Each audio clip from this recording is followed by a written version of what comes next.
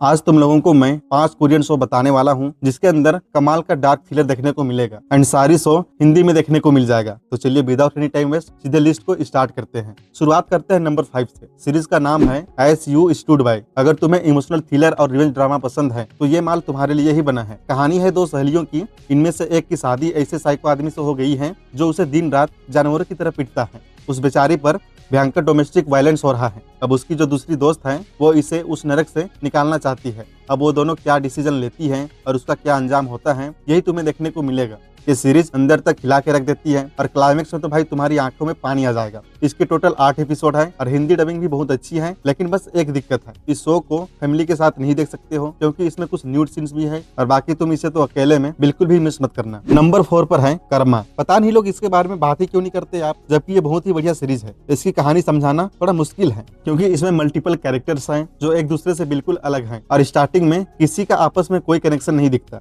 सब अपनी नॉर्मल जिंदगी जी रहे होते हैं, लेकिन आगे चलकर हर किसी की लाइफ में जाने अनजाने कुछ ऐसा भयंकर कांड होता है जो धीरे धीरे इन सबको एक दूसरे से कनेक्ट कर देता है। इसके अंदर एक नंबर का थ्रिल है। इसके पहला एपिसोड में स्टार्टिंग के 30 मिनट सिर्फ बिल्डअप के लिए हैं, लेकिन उसके बाद जो ये सीरीज पकड़ बनाती है तुम बिना खत्म किए तो उठोगे नहीं। हर एपिसोड में एक पुरानी मिस्ट्री सोल्व होगी और एक नई खड़ी हो जाएगी। इस शो को देखते हुए तुम्हें एक कहावत याद आएगी कि तुम भले ही अपने कर्मों को भूल जाओ पर कर्मा तुम्हें ढूंढ कर तुम्हारी गांड मार ही लेता है। लेकिन इसमें भाई कुछ भयंकर एडल्ट सीन्स भी हैं और खून खराबा है, तो भूल कर भी इसे फैमिली के साथ देखने की गलती मत करना। नंबर 3 वाली सीरीज जब रिलीज हुई थी तब पूरी दुनिया में तहलका मचा दिया था। नाम है द ग्लोरी। इसमें कहानी है एक ऐसी लड़की की जिसे स्कूल के दिनों में कुछ स्टूडेंट्स उसे बुरी तरह से टॉर्चर किए थे। उसकी पूरी जिंदगी तबाह कर दी गई थी। अब वो लड़की सालों बाद वापस आती है उन सब साले विलेंस को चुन चुन कर पेलने के लिए, और इसके लिए उसने कई सालों से तगड़ी प्लानिंग की है। ऐसा नहीं कि वो मुंह उठा के आ गई। सीरीज में जो पास्ट और प्रेजेंट वाली कहानी चलती है वो देखने में मजा आता है और देखते हुए तुम इस लड़की से जुड़ जाओगे और हर एपिसोड में उसका काम देखकर बोलोगे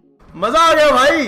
भाई सच बता रहा हूँ, अगर एक बार देखना स्टार्ट किया तो कमेंट में आकर मुझे गाली दोगे कि साले इतनी अच्छी सीरीज अब जाके बता रहा है। नंबर 2 पर है द फ्रॉग। भाई पहले ही बता दूं कि ये शो हर किसी के लिए नहीं है। ये एक स्लो बर्न साइकोलॉजिकल थ्रिलर वाली सीरीज है। कहानी एक जंगल में बने गेस्ट हाउस से शुरू होती है जहाँ एक दिन एक मिस्टीरियस और अजीब सी लड़की रहने आती है। अब इसी के साथ पास्ट टाइमलाइन की भी एक कहानी चलती है जहाँ उसी हाउस में एक भयंकर मर्डर हुआ था। अब इस मर्डर का प्रेजेंट टाइमलाइन से इस सन की लड़की से क्या कनेक्शन है यही जानने के लिए तुम्हें सीरीज देखनी होगी। हो सकता है कि शुरुआत में तुम्हें लगे कि ये क्या बकचोदी चल रही है, कुछ खास नहीं है, लेकिन एंड तक आते आते तुम खुद दूसरों को बोलोगे कि भाई ये सीरीज जरूर देखना। अब बात करते हैं लिस्ट के नंबर 1 शो की जिसका नाम है लुका द बिगिनिंग। अगर आपको साइंस फिक्शन, मिस्ट्री थ्रिलर और एक्शन का डेडली कॉम्बिनेशन चाहिए तो ये सीरीज भाई तुम्हारे लिए ही बना है। बिना सोचे देख डालो, मजा आएगा। कहानी ऐसे मिस्टीरियस लौंडे की है जिसके पास बिजली वाली सुपर पावर्स है, यानी अगर वो गुस्से में किसी को छू दे तो सीधे मौत का झटका लगेगा मेरे भाई। और दूसरी तरफ हमारी हीरोइन है जो कि एक डिटेक्टिव है। वो अपने लापता पेरेंट्स की